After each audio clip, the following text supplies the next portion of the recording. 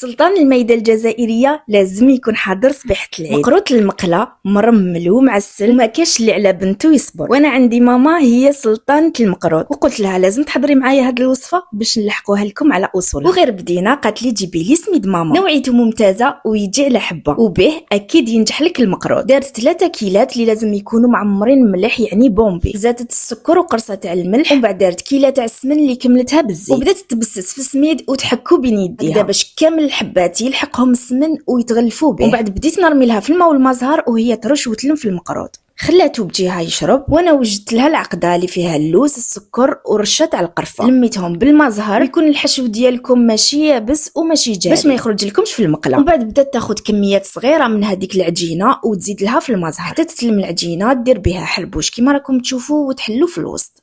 زادت له حربوش تاع اللوز وغلقت عليه ملح، ومن بعد بدات تشكل في الحربوش ديالها. واللي عندها مشكل تاع المقروط يتحلها في المقله، تقدر تزيد له بياض البيض غير شويه راح يخليه يتماسك ويحكم روحه. ومن بعد قطعه الحبات تاع المقروط تقدروا تقيسوا على 3 صباعتين. انا سقمته لها بالكوبات وهاهم لك الحبات كيفاش يكون. ومن بعد قليتهم في الزيت اللي لازم تكون على نار متوسطه وما تعمروش بزاف المقله. كي تنحوا الحبات قطروهم قبل ومن بعد ديروهم في العسل يكون مخفف بالمزهر، وقبل ما تقدموهم عسلوهم في عسل. زينها وصفه اليوم وما كاين غير ماما اللي تعرف لها.